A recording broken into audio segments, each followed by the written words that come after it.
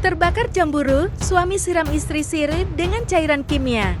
Satreskrim Polresta Cilacap mengamankan terduga pelaku penyiraman cairan kimia kepada istri sirinya di Kaunganten, Cilacap. Pelaku diamankan dari persembunyiannya di wilayah Banyuasin, Sumatera Selatan.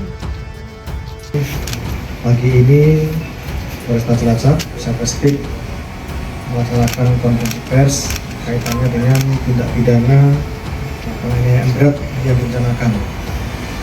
Pada kronologisnya kejadian pada tanggal 25 Februari pukul 05.00 waktu Indonesia Barat di wilayah Kaunganten. Penganiayaan berat ini dilakukan oleh saudara tersangka I kepada korban atas nama Susanti, warga Kaunganten.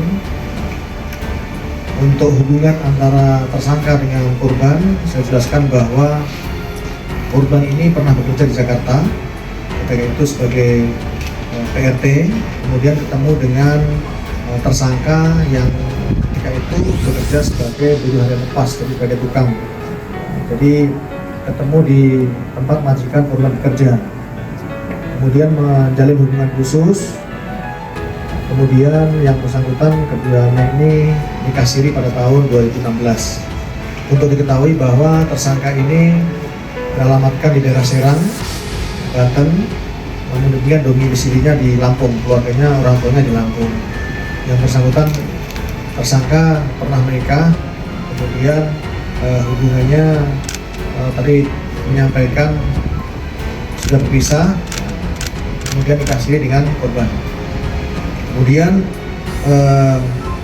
seiring dengan perjalanan waktu, berdasarkan keterangan dari penyidik hasil pemeriksaan bahwa setelah nikah siri korban ini tinggal di rumah orang tuanya di Lampung.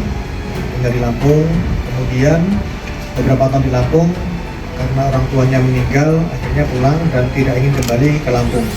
Sedangkan tersangka masih bekerja di Jakarta. Tersangka ini berupaya mengajak yang bersangkutan untuk pulang ke Lampung, namun tidak mau.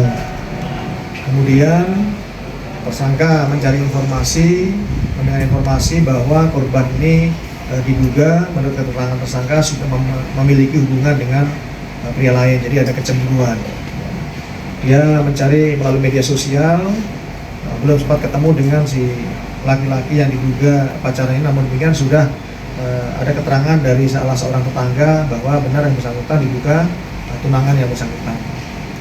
Kemudian berkaitan dengan hal tersebut, karena sudah beberapa kali tersangka mengajak korban untuk pulang tidak mau, pada saat sebelum kejadian tanggal 25 yang bersangkutan merencanakan pulang dari Jakarta ke daerah Kaunganten, kemudian sudah menyiapkan cairan ini. Cairan dibawa dalam tasnya, kemudian meminta untuk korban menjemput di terminal pagi itu. Ternyata ketika sudah dijemput, yang bersangkutan membawa sepeda motor, korban ini dibonceng, kemudian tas milik tersangka sudah di depan. Ada percakapan-percakapan yang membuat tersangka ini melakukan penyiraman dengan cairan ini. Korban menyampaikan bahwa barang-barang yang bersangkutan disiapkan dan menyampaikan sekali lagi tidak mau ikut ke Lampung. Akhirnya saat itu juga cairan ini diambil dari dalam tas, kemudian menggunakan tangan kirinya disemprotkan ke muka daripada korban. Akhirnya korban terjatuh dari sepeda motor. Hasil pemeriksaan bahwa cairan ini berupa bahan kimia jenis asam sulfat. Ini diambil dari tersangka karena dia kuli bangunan tempat pekerjaannya. Ini asam sulfat ini biasa digunakan untuk pembersih karat, besi atau baja atau keramik. Kalau yang bersangkutan di tempat kerja untuk membersihkan water heater, pipa water heater. Namun demikian, apabila ini kontak dengan kulit badan bisa menimbulkan efek terbakar, sehingga tadi dalam foto-foto disampaikan rekan-rekan yang bersangkutan ini hasil pemeriksaan medis mengalami luka bakar 80%. Yang paling parah mata sebelah kiri sampai sekarang belum bisa melihat, dan mata kanan kabur. Bahkan sekarang ini yang bersangkutan sudah 2 kali malah melaksanakan operasi dievakuasi karena sebagian badannya terbakar.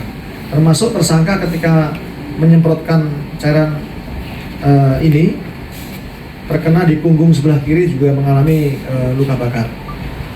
Nah, kemudian menerima laporan tersebut, Satreskrim ketika itu langsung melakukan penyelidikan. Ditemukan cairan ini tidak jauh dari lokasi karena dibuang, karena sepeda motor. Berarti kita temukan ini sisanya. Kemudian setelah kejadian, sepeda motor tersebut langsung dibawa tersangka ke arah Pandeglang dan dijual di sana. Kemudian yang bersangkutan melarikan diri ke arah Palembang, di Palembang.